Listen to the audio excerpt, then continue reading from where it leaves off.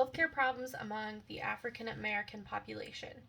So, some of the healthcare issues among the African American population might stem from health disparities or healthcare barriers. Alexis touched on this a little bit on one of the earlier slides, but a health disparity is basically something that the individual lives with, a condition or a lifestyle way, education level, income level, unemployment, socioeconomic status, all of those are considered healthcare barriers, and race and ethnicity are also considered healthcare barriers.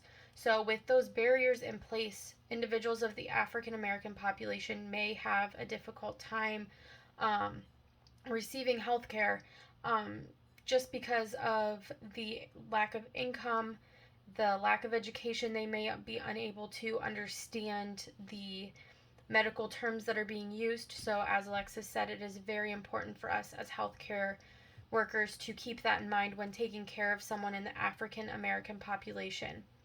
Racial disparities tend to have a higher rate of chronic illness and a higher rate of premature death, and that could be due to the lack of access of healthcare, the lack of income. So, if there's an issue, they might not be able to afford to seek health care. If they don't have insurance, they can't afford to provide themselves with insurance, and they can't afford the medical bills, so they steer clear of health care if they can to help lessen the financial burden that would come along with it.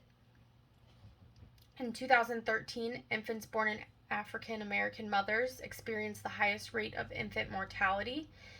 That could be due to the lack of prenatal care that the mother may be receiving.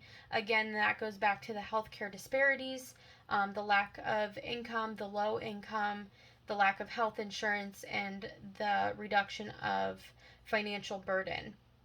It could also be due to a lack of education. If those mothers aren't seeking prenatal care, they may be unaware of signs and symptoms of distress in the baby or issues and complications with the pregnancy. African Americans also have the highest rate of preterm deaths, or preterm births. So that goes hand in hand with the highest rate of infant mortality. African Americans have a much higher prevalence and incidence of heart disease than white individuals. So, prevalence is the amount of individuals in one population as a whole that is living with the disease, and the incidence is the number of new cases of individuals with that heart disease. African American women have a higher death due to stroke than African American men, and African American men have the highest rate of death by homicide. And that is in comparison to African American women and men and women of other cultures as well. HIV and AIDS cases and deaths have also increased in the African American population. This could be due to unsanitary living conditions, unsanitary practices in healthcare. If they're unable to access the best healthcare, they might go for a cheaper healthcare route, and those cheaper healthcare routes might not have the best sterility and cleanliness, so that could cause issues with blood-borne illnesses such as HIV and AIDS. And HIV and AIDS are also both considered to be part of an epidemic or pandemic, according to some sources.